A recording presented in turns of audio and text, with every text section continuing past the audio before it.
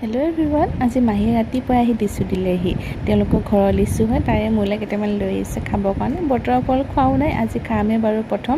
আৰু লিচুটো খাবলৈ ইমান সোৱাদ নহয়, মই এতিয়ালৈকে কেইবাটাও খালোঁ। লিচু খাই থাকোঁতে কথা এটা মনত পৰিলে, সৰুতে আমি লিচু খাই গুটিটো এনেকৈ মাজতে কাটি আমাৰ দেউতাহঁতে খেলিবৰ কাৰণে বনাই দিয়ে, মাজতে কিবা ঠাৰি এটা ভৰাই এনেকৈ ঘূৰাবৰ কাৰণে দিয়ে। মনত পৰিছে নাপাওঁ, আপোনালোকক জনাবচোন মোক। আৰু আজি ঘৰলৈ আলহীও আহিব, তো অলপ চাফা চিকুণ কৰি আছোঁ। আজিকালি বেছি কাম কৰিবই নোৱাৰোঁ, অলপতে ভাগৰ লাগে। তো এইফালে মানুহজনৰ লগত তেওঁলোকে এইবোৰ কাম কৰি আছে, সাঁচি গছৰ বটালি মাৰি আছে। এইবোৰ মই ইমান ভালকৈ নাজানো বাৰু। তো আজি আলহীৰ কাৰণে বনাম হাঁহ আৰু কোমোৰা মাংস। বনাব মই বেছি বিশেষ ভালকৈ নাজানো বাৰু, শিকি আছোঁ বনাবলৈ। তো এইফালে মায়ে আম দিলে খাবৰ কাৰণে। মই পিছে হাঁহ আৰু কোমোৰাতকৈ বেছিভাগ ড্ৰাই ফ্ৰাইটো বেছি ভাল পাওঁ। মাংস হৈ গ'ল, তো এইফালে দাংবটি দালি বনাই আছোঁ। আৰু গৰম আজি যিটোহে লাগিছে নহয়, মোৰ অৱস্থা বেয়া হৈ গৈছে। তো বনাই মেলি হৈ গ'ল, আলহীকো খাব দিলোঁ। তো আজি ভিডিঅ'টো ইমানেই আছিলে, বাই, আকৌ লগ পাম।